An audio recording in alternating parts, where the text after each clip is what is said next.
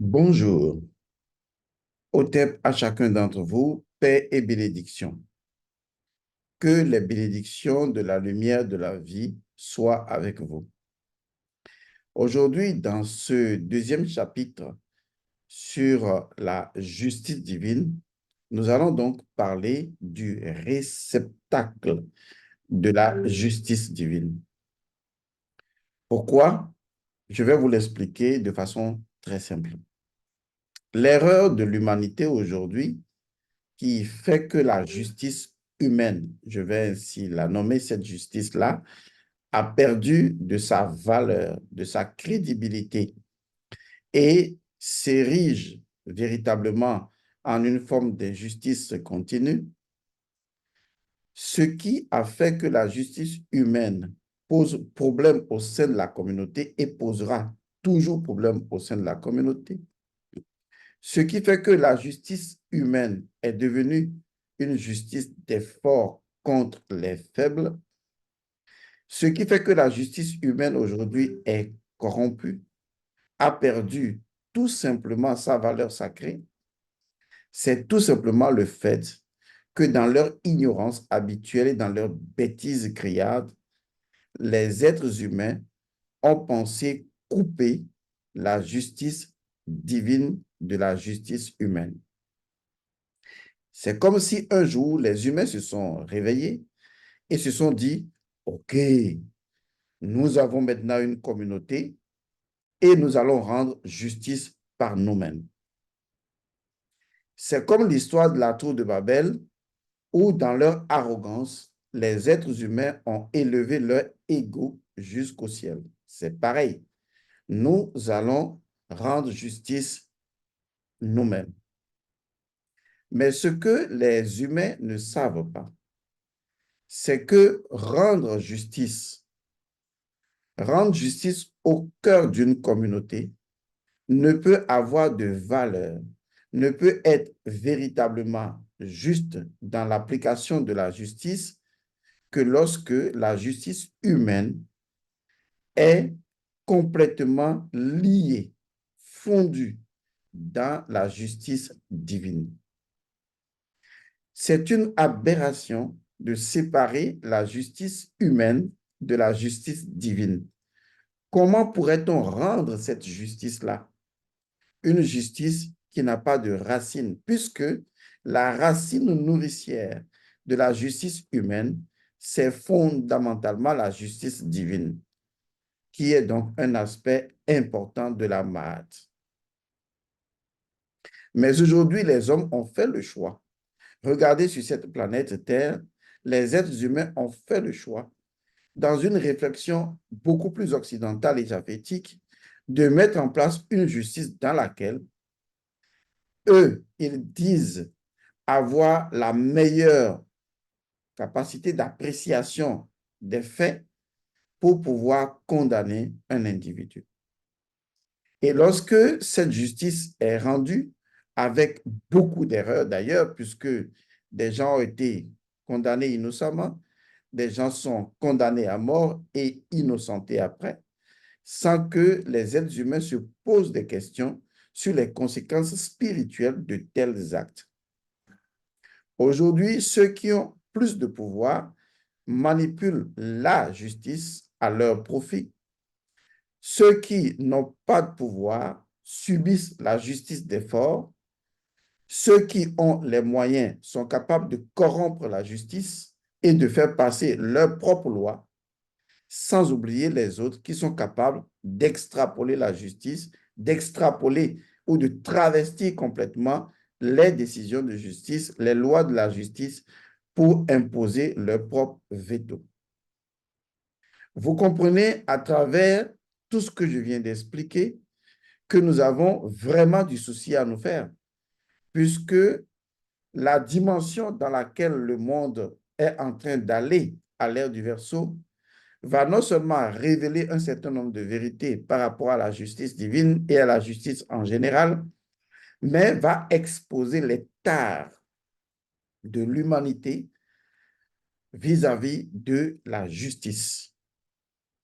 Je loue les efforts de l'humain pour rendre justice, mais à vrai dire, la justice humaine n'a aucune valeur. La justice humaine est une ombre. La justice humaine est une coque vide sans la justice divine. Il faut la justice divine pour donner à la justice humaine le sacré, la force, le pouvoir et la puissance de s'instaurer. C'est de ça qu'il s'agit et c'est ce dont nous allons vraiment parler. Beaucoup de personnes qui me suivent aujourd'hui ont eu des situations certainement de justice.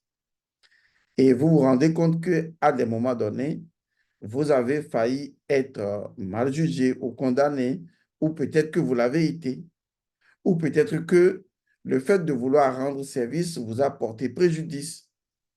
Et ensuite, vous vous êtes dit, mais pourquoi les choses sont ainsi? Et je ne parle pas simplement de la justice en tant que structure organisée au sein de la société, je parle de la justice au sein de la famille. Parce que vous vous dites, ben, moi, je m'occupe de ma famille, et pourtant, ce sont mes enfants que le sorcier ou la sorcière va manger. Ou bien, moi, j'aide les gens, je fais ceci, mais j'ai comme l'impression que le retour des choses ne m'est pas octroyé à juste proportion. Peut-être on me dira, et je l'ai déjà dit, c'est ton karma, c'est trop facile de dire des choses de ce genre. Mais même si c'est le karma d'une personne, même si c'est le karma de X de mourir, est-ce que c'est pour cette raison que Y doit forcément le tuer? Voilà autant de questions qu'il faut se poser pour réfléchir à nouveau sur la justice divine, sur la justice humaine et la relation inévitable, fondamentale, indissociable qu'il y a entre les deux. Et c'est ce que je me tue à vous expliquer. Dans les traditions africaines anciennes, nos ancêtres avaient pris conscience d'une chose simple. La justice divine est un netcher, ou la justice divine est une divinité, c'est-à-dire un principe premier, comme tous les principes de la nature. Et nos ancêtres s'étaient rendus compte que la justice existe dans la nature, mais elle prend son temps selon la cyclologie de la nature. Vous et moi, on pouvait choisir aujourd'hui d'aller à pied. On est d'accord. Je peux choisir de quitter ici le Togo et de marcher pour aller au Niger à pied. Mais pourquoi lorsque je prends un avion ou pourquoi lorsque je prends une voiture ou peut-être une moto, si je suis spécialiste de cet engin? Pourquoi? Parce que j'ai envie d'aller plus vite. Donc, il y a là un facteur très important, c'est le facteur de l'accélération. Il est vrai que la nature existe et a son cycle, mais la nature ne nous empêche pas d'accélérer ses lois. Il faut bien comprendre ça. La nature ne nous empêche pas d'accélérer ses lois. Ça veut dire que nous avons la capacité de connaître les lois de la nature. Nous avons la capacité de créer pour les lois de la nature un réceptacle et nous avons la capacité d'interagir avec cette loi et son réceptacle dans une communauté pour accélérer, interagir vivement au sein de la communauté. Je vous l'explique autrement. Lorsque vous entrez dans un village africain, vous voyez à l'entrée ce qu'on appelle le legba ou le tolegba. Le legba est d'abord un principe de la nature. Donc, il est érigé à l'entrée. Il y en a érigé avec un pénis proéminent. Mais pourquoi instaurer donc une divinité de façon physique à l'entrée d'un village? Parce que nos ancêtres savaient que les principes de la nature existent, mais c'est à nous de les découvrir, d'accord, de connaître leur dynamique, c'est-à-dire les lois qui font fonctionner ce principe-là ou ces principes, de trouver des éléments de similitude dans la nature et de créer un réceptacle pour que le principe premier ou cette divinité-là puisse descendre à travers sa loi, c'est-à-dire rite et cérémonie, à l'intérieur d'un réceptacle physique. Vous avez compris que c'est ainsi qu'on peut avoir dans un quartier, dans un village, dans une communauté, ce qu'on appelle généralement les vaudous. Le vaudou, ce n'est pas cette motte de terre que vous avez devant vous, non. Si vous avez cette motte de terre-là, sur ce qui est là devant vous, c'est tout simplement un réceptacle qui permet de contenir un principe qui transcende ce réceptacle, mais les éléments du réceptacle sont utilisés de façon magique, c'est-à-dire selon les lois de la magie, pour que le principe premier ou la divinité puisse descendre à l'intérieur de ce réceptacle. En fait, c'est le même principe de la vie universelle. Pour que une entité spirituelle vive dans le monde physique, il lui faut un corps, un réceptacle, dont le corps doit correspondre à l'énergie de cette entité spirituelle et de son âme. Autrement, s'il n'y a pas concordance entre l'âme et le corps, eh bien, le corps meurt. Et il faut un autre corps pour que cette âme vienne. Donc, retenez toujours le principe trilogique de la métaphysique. Il y a le principe, la loi et le fait. Ça veut dire que une âme prend un corps et le corps est son réceptacle. Et ce réceptacle, eh bien, l'âme l'habite pour pouvoir agir.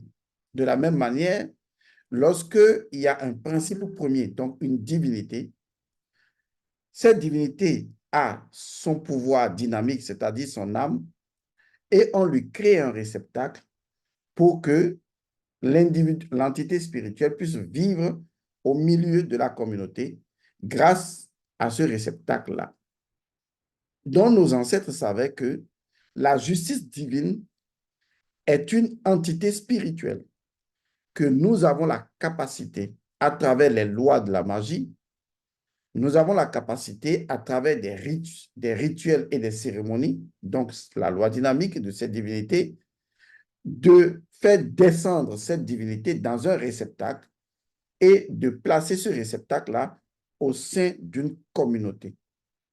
Ceci est essentiel, ceci est indispensable, ceci est incontournable, parce qu'il est indispensable que le réceptacle physique de la justice divine soit au cœur de la communauté, au sein de la communauté. Si nous n'avons pas ce réceptacle de la justice divine au sein d'une communauté, si nous n'avons pas érigé un vaudoun de la justice divine au sein d'une communauté, alors toute justice humaine qui sera rendue au sein de cette communauté ne pourra pas marcher. Parce que la justice humaine, pour être rendue de façon efficace, doit s'appuyer forcément sur l'entité spirituelle et le réceptacle de cette entité spirituelle de la justice divine. Autrement, la justice humaine perdra son sacré, sa connexion avec la justice divine, et les gens de cette communauté vont vivre d'angoisse en angoisse sans jamais savoir vraiment si ils font partie de la justice divine ou pas. Laissez-moi vous clarifier cela. J'ai noté quelques points qui vont vous permettre de mieux comprendre ce que j'ai dit. Donc, en résumé d'abord, pour ce premier point, ce que je veux faire, et je vais le faire, c'est de créer un réceptacle de la justice divine au sein de la communauté. Ça veut dire que la justice divine est un principe premier. En tant que principe premier, la justice divine a sa loi dynamique et dont la justice divine, à travers sa loi, s'applique au sein de la nature. Donc, ce que la justice divine sait faire déjà au sein de la nature, par son principe, sa loi et sa capacité à moduler les faits matériels, la spiritualité ancestrale dit Comme la magie consiste donc à faire ce que la nature sait faire déjà, mais de façon plus accélérée et de façon encore plus organisée, en accord toujours avec la nature, la spiritualité ancestrale dit, OK, je vais alors trouver le principe premier de la justice divine qui se rend déjà dans la nature.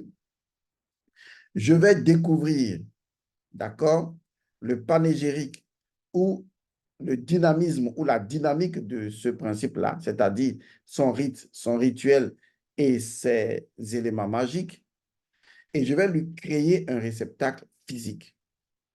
Et dans ce réceptacle physique, possédant des éléments de similitude à travers les rites et rituels avec le principe premier, eh bien, le principe premier n'a pas le choix que de prendre corps dans son réceptacle ou par son réceptacle et de pouvoir s'instaurer au sein de la communauté.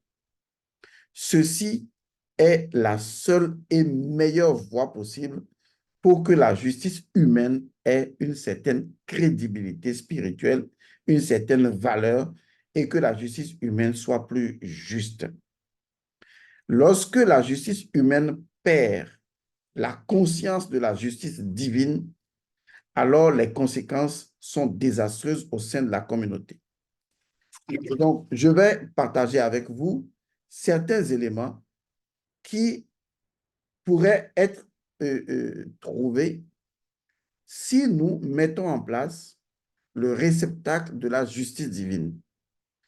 Eh bien, je vais vous faire part de mes notes que j'ai prises. Le premier élément, lorsque le réceptacle de la justice divine est créé au sein de la communauté, comme le faisaient nos anciens, le premier élément, c'est la présence de la justice divine au cœur même de la communauté. Vous n'avez pas idée jusqu'à quel point la communauté est beaucoup plus structurée dans son âme lorsque cette communauté a conscience qu'en son sein, il existe un réceptacle de la justice divine. Dites-moi, comment vous sentiriez-vous, et soyez honnête, si aujourd'hui, la justice divine, dans toute sa magnificence, descendait et se positionnait quelque part au sein de la communauté? Et vous êtes élément de cette communauté. Comment vous sentiriez-vous? C'est exactement cela. La confiance en la justice. Parce que quand la justice divine est au cœur de la communauté, la conscience même de la communauté est apaisée. Les gens sont rassurés. Les gens sentent que la justice divine n'est pas quelque part ailleurs. Elle est là, elle est à l'intérieur. Elle est au sein de la communauté. Elle est dans le village, elle est dans le pays. Elle est là. Est-ce que vous n'êtes pas rassuré lorsque vous allez quelque part et l'endroit ne vous paraît pas très sécurisé et vous voyez des forces de l'ordre dans la zone? Vous vous sentez tout de suite apaisé. Parce que vous le voulez ou pas, tout le monde veut que justice lui soit rendue. Et quand le réceptacle de la justice existe, la conscience des gens est complètement apaisée. Et les gens ont confiance. Et cette confiance, elle nourrit la justice divine et elle est très importante pour la suite de ce que je vais partager avec vous. Lorsque la justice divine, son réceptacle, se trouve au cœur de la communauté, le lien sacré de la communauté est renforcé. Il n'y a pas de lien sacré renforcé au cœur de la communauté si la communauté a l'impression d'une injustice. Ça ne se peut. C'est la conscience de la confiance de la justice divine et de sa présence au cœur de la communauté qui renforce le lien communautaire au sein d'une communauté. Lorsque les enfants sont à la maison et que papa est là, les enfants sont rassurés. ils sont plus liés les uns aux autres. Parce que nous tous, on a envie de savoir que l'autorité de justice est là pour nous. Et ça, c'est un élément important. Dans toujours la présence de la justice divine au cœur de la communauté, l'autre élément, c'est la disponibilité de la justice divine pour tous. Il est important de comprendre que lorsque vous allez dans un service, vous êtes client, vous êtes 2 ou 3 clients. Et quand vous êtes client, vous venez au sein de la société pour faire une transaction et que vous voyez la personne qui est au call center ou au front office, que cette personne est disponible pour vous. Comment vous sentez-vous? Vous arrivez là-bas, bonjour monsieur, qu'est-ce qu'on peut faire pour vous? Vous êtes totalement à l'aise. Et vous vous laissez conduire parce que vous savez que la personne là est là, disponible pour vous. C'est très important. Lorsque les enfants savent que leur père est disponible pour eux, que leur maman est disponible pour eux. Lorsque les parents sont indisponibles, nous savons ce que ça veut dire. La disponibilité. La justice divine, lorsque son réceptacle est mis au cœur d'une communauté, les individus de cette communauté ressentent la disponibilité de la justice divine pour eux. Ils se disent, la justice divine qui s'est incarnée là ou que l'on a incarnée là est disponible pour nous tous. Et ça fait toute la différence. C'est comme, par exemple, l'enfant qui veut jouer au ballon et il doit, disons, jouer ou compétir pour un match. Lorsque il est accompagné de ses parents et des supporters, l'enfant est rassuré. Il se dit, même si je suis en terrain étranger, mes parents, mes supporters sont là pour moi, sont disponibles pour moi. Je reçois beaucoup de gens qui m'appellent et qui prennent des rendez-vous. Ce qui est important lorsque je reçois des gens, ce qui s'affiche dans le visage des gens lorsqu'ils discutent avec moi, c'est de voir Elmancio Godson disponible pour eux, disponible pour les écouter, pour les entendre. Même le fait simplement de les écouter, ils se sentent apaisés. Il y en a, le simple fait de me voir, ils sont tellement heureux et tellement apaisés, ils disent enfin, on ne savait pas qu'on pouvait vous contacter. La disponibilité, c'est un pouvoir extraordinaire.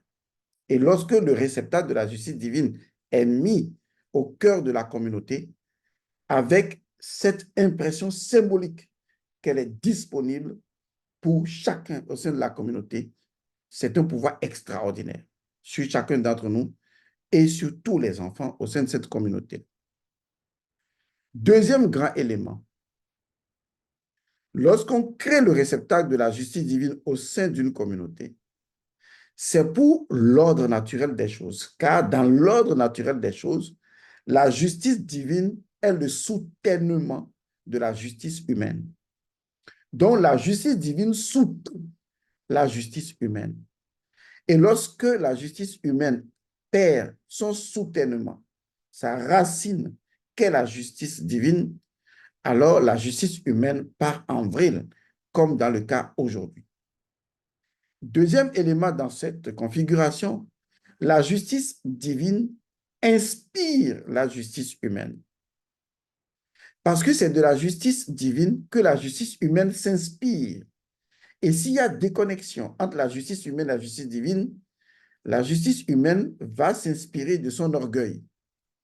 Et ce qui va se passer, c'est ce que nous constatons aujourd'hui. Même dans les soi-disant démocraties, la justice humaine va à l'encontre de la dignité humaine, va à l'encontre du droit humain naturel, va à l'encontre de ce que la justice elle-même et le droit ordonne de faire. Pourquoi? Parce que justement, la justice humaine n'est plus inspirée par la justice divine. L'autre élément dans cette configuration numéro 2, c'est que la justice divine est le guide et propose la guidance pour la justice humaine. La justice humaine a besoin d'être guidée continuellement, nourrie constamment par la justice divine. Et ça, c'est un élément que nous avons perdu aujourd'hui parce que les hommes se rendent justice comme s'ils sont tout puissants, Dieu. Ils vous diront, mais on rend justice par rapport aux lois sur lesquelles on s'est entendu. Mais les lois sur lesquelles vous êtes entendus, si ces lois étaient les bonnes lois, pourquoi est-ce que vous faites la révision des lois? Et quand vous faites la révision des lois, est-ce que vous pouvez retourner dans le passé pour ramener les gens qui avaient été mal jugés selon une loi pour leur rendre à nouveau justice? Vous voyez, cette myopie spirituelle, cet aveuglement de la justice humaine et son arrogance s'instaure au sein de la communauté simplement parce que justement la justice euh, humaine ne s'inspire plus de la justice divine et ne se laisse plus guider par la justice divine. Le dernier élément dans cette configuration, c'est que la justice divine fonde la conscience véritable de ce qui est juste. Lorsque nous avons un réceptacle de la justice divine au sein de la communauté, le fondement de notre conscience, puisque le mot justice hein, en métaphysique signifie l'essence du Dieu Osiris. C'est ce que ça veut dire vraiment. La justice signifie l'essence du Dieu Osiris. Donc, la justice divine va renforcer ou révéler le fondement de la conscience véritable de ce qui est juste. Laissez-moi vous dire une chose, vraiment, laissez-moi vous dire une chose très importante. Chacun d'entre nous, nous savons ce qui est juste. C'est important. Chacun d'entre nous sait ce qui est juste. On peut ne pas connaître ce qui est juste. On peut ne pas faire ce qui est juste. Est-ce que vous voyez ce que je veux dire? Mais à partir de notre cœur, l'essence du Dieu Osiris, la mate, c'est le cœur. À partir du Dieu Chou, à partir de la plume de la mate, à partir de la vie, nous savons au fond de nous, vraiment, nous savons ce qui est juste. Personne ne peut le nier. Lorsque j'avais eu mes enfants, quand ils étaient encore en bas âge, 4 ans, 5 ans, 6 ans, nous avions une domestique. Lorsque je vais acheter des choses au restaurant pour la famille, pour qu'on mange ensemble, mes 2 enfants, ils étaient encore tout petits.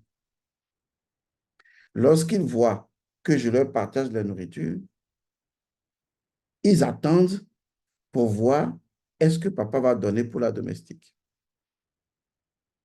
C'est comme si dans leur configuration déjà de base, l'enfant sait. L'enfant sait.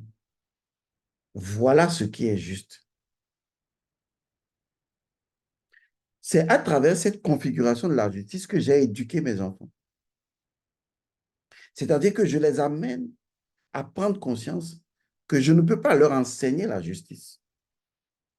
Je ne peux pas leur dire ce qui est juste de ce qui n'est pas juste.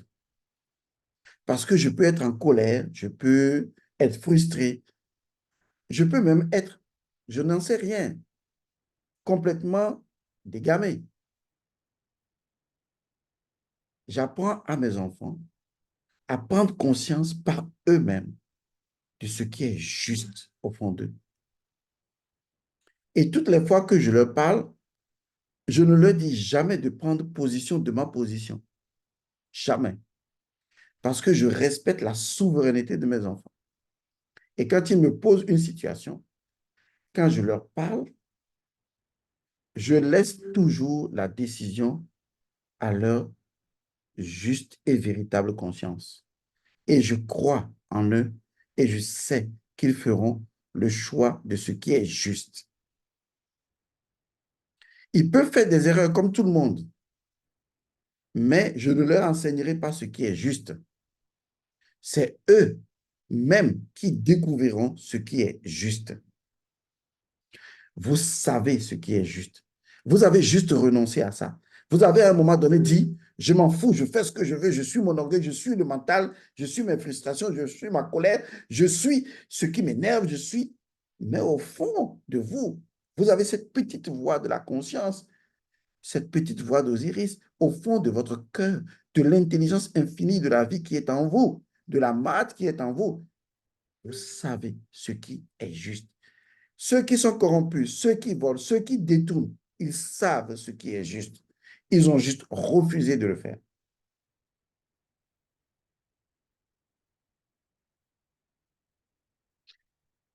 Regardez aujourd'hui Palestine et, ou ce que vous voulez, la bande de Gaza et Israël. Toute la terre sait ce qui est juste à faire. Mais les intérêts économiques, les intérêts politiques, les intérêts géopolitiques, les intérêts stratégiques, les intérêts font que les personnes renoncent, les êtres humains renoncent à ce qui est juste, dont ils sont conscients intrinsèquement, et ils font toujours ce qui n'est pas juste. Et ils appellent ça la justice. Est-ce que vous voyez donc jusqu'à quel point l'humanité débloque complètement? C'est ça l'injure faite à la justice divine. C'est pourquoi je dis, tant que nous ne mettons pas en place un réceptacle de la justice divine au sein de la communauté, il y aura toujours cette rupture entre la justice divine et la justice humaine.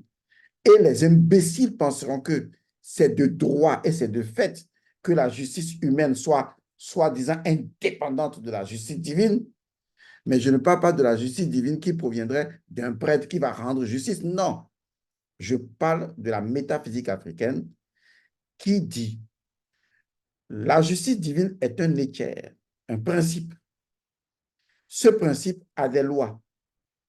On met en place son réceptacle et on instaure la divinité de la justice divine au sein de la communauté.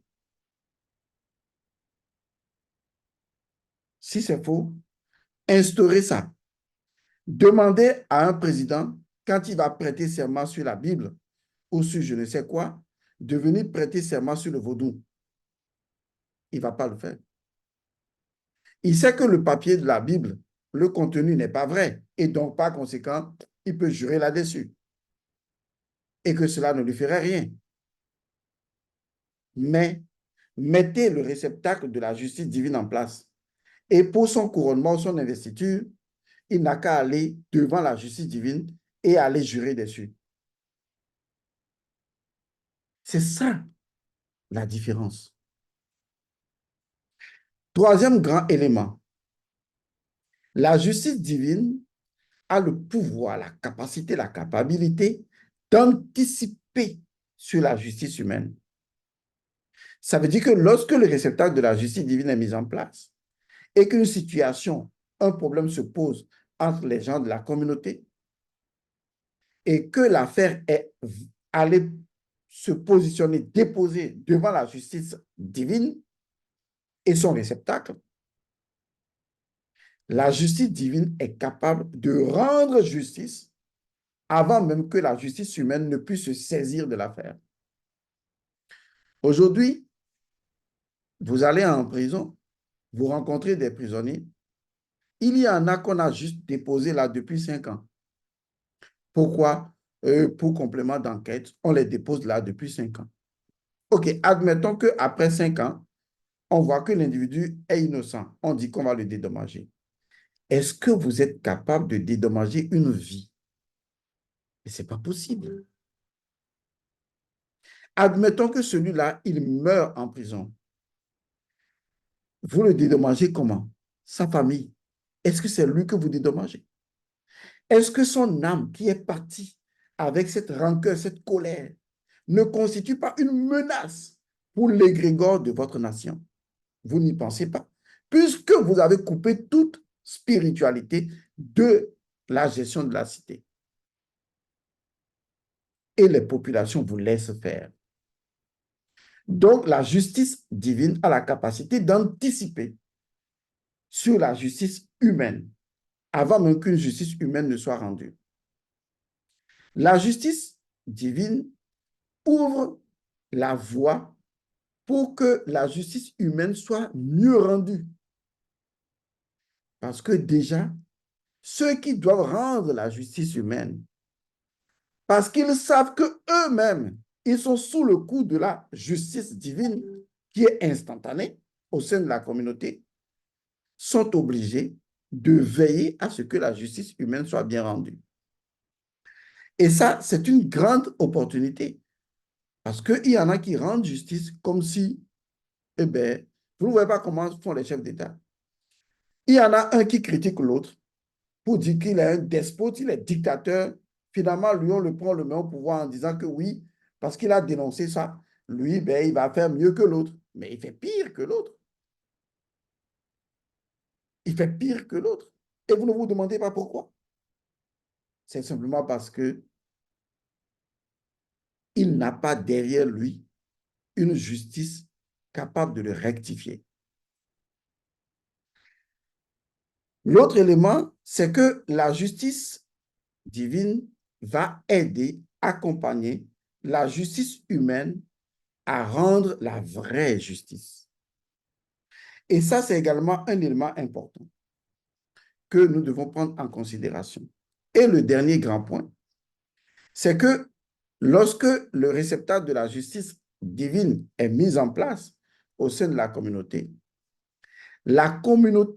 se sent appartenir à la justice divine. Tout comme la justice divine est à l'intérieur de la communauté se sent appartenir à la justice divine et chaque membre de la communauté se sent intégré au cœur même de la justice divine. Il y a une forme d'équité, d'égalité vis-à-vis de la justice divine. Pour tous, chacun se sent être intégré dans la justice divine. Chacun ressent même la justice divine en lui et fait appel à cette justice divine dans les communications, dans les conversations. Il peut aller dans une autre région et lorsque les choses tournent mal, il dit, ah, attention, il y a le réceptacle de la justice divine dans mon village, dans ma communauté, dans notre communauté. Ce que tu dis là, je prends témoin la justice divine. Si tu mens, vous voyez, ça crée en même temps une autre conscience de vivre ensemble.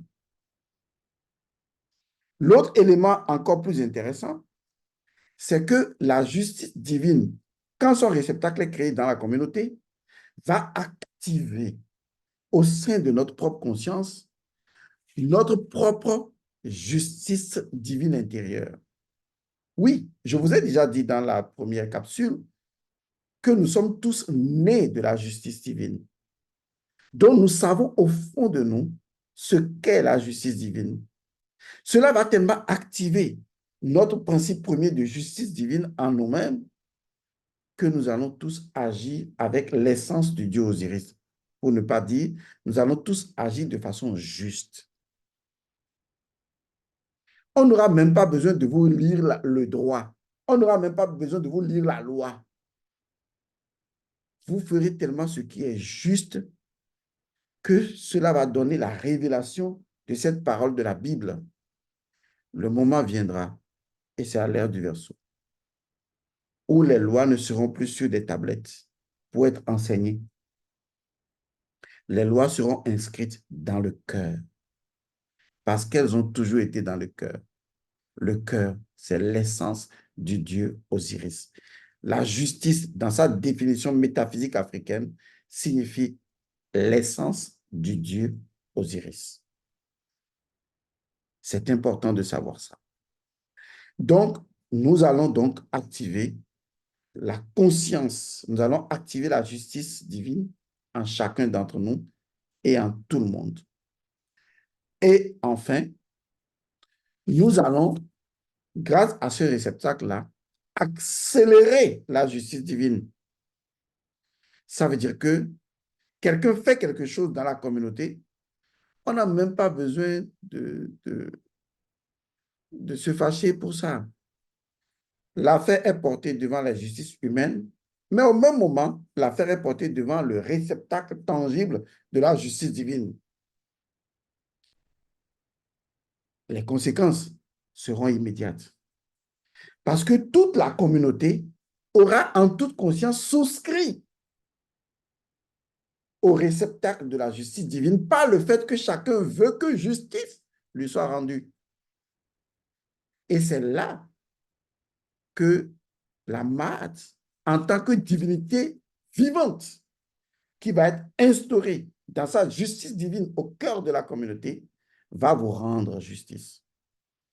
Et ce que cela va rapporter de nouveau, enfin, pour ne pas faire cette capsule longue, c'est la mise en place de l'éthique et de la véritable morale. Chacun va en lui-même prendre conscience de ce qui est juste à faire et de ce qui est moralement bon à faire. On n'aura pas besoin de le lui dire. Parce que vous-même, vous qui m'écoutez là, vous savez ce qui est juste à faire. Vous voyez aujourd'hui au sein de la communauté, moi, je fais mes propres voyages astro. Je fais mes propres recherches spirituelles. Je pratique le nada yoga et donc j'entends Dieu chanter en moi. Lorsque je fais mes recherches spirituelles au fond de ma propre conscience, je sors les fondements de la spiritualité ancestrale que je partage à travers vous, à travers des formations. Man ancestral, son principe premier, etc. Et vous êtes émerveillés pour ça. Je fais dans l'authenticité et dans l'originalité. Je ne copie personne. Pourtant, il y a des gens comme celui dont je vous ai parlé, qui est un usurpateur, qui prend mon nom, qui prend ma photo et qui arnaque les gens au sein de la communauté. Vous voulez me dire que cette personne ne sait pas que ce qu'elle est en train de faire n'est pas juste? Cette personne sait. Vous avez d'autres personnes qui rentrent dans mes cours en cachette avec des numéros secrets, qui suivent mes cours et qui vont dire, nous aussi on fait ça. Alors que ces personnes savent, dans leur propre conscience intérieure, qu'elles sont en train de se mentir. Qu'est-ce qui va se passer lorsque justice doit être rendue? Je laisse cela à votre appréciation. Mais une chose est sûre, nous allons mettre en place un vaudou. Nous allons mettre en place un réceptacle avec les ingrédients qui permettent d'incarner la justice divine au sein d'une communauté. Et toute personne qui le souhaitera, qui voudra que justice lui soit rendue, adressera un courrier à la justice divine. Nous travaillerons pour que la justice divine rende justice à chacun d'entre nous. Et vous verrez que lorsque vos plaintes seront adressées à la justice divine, vous regarderez autour de vous dans votre vie, vous verrez que justice divine vous sera rendue. Parce que je connais les ingrédients qui permettent de créer le réceptacle de la justice divine. Voilà, c'est ça les recherches spirituelles. Moi, mes recherches spirituelles, vous voulez savoir comment je les fais en majorité? Eh bien, je me couche, je ferme les yeux et puis je cherche.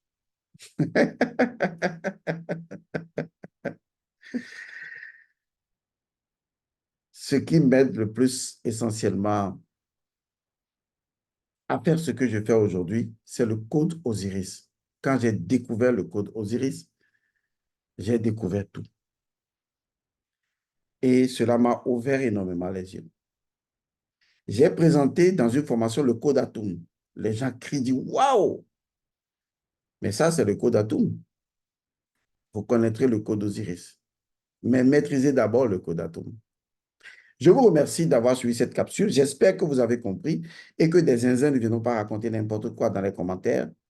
Il est vrai qu'aujourd'hui, la justice divine et la justice humaine doivent collaborer ensemble.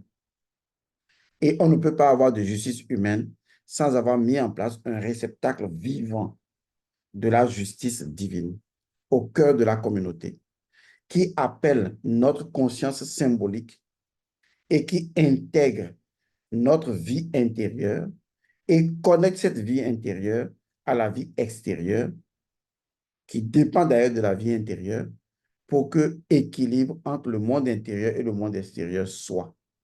C'est ça, la justice divine. Je ferai une dernière capsule sur la justice divine et je vous dirai ensuite comment tout cela va opérer et vous serez libre de demander que justice divine vous soit rendue. Même si vous êtes dans un processus de justice humaine, la justice divine vous sera rendue d'une manière ou d'une autre. Et ceux qui jugent les autres, justice peut leur être également rendue. Ne pensez pas à des malheurs, non. Ce n'est pas nous qui rendons justice. C'est la justice divine elle-même qui rend sa propre justice. Nous, tout ce que nous ferons, c'est d'accélérer le processus. C'est tout. Paix à vous.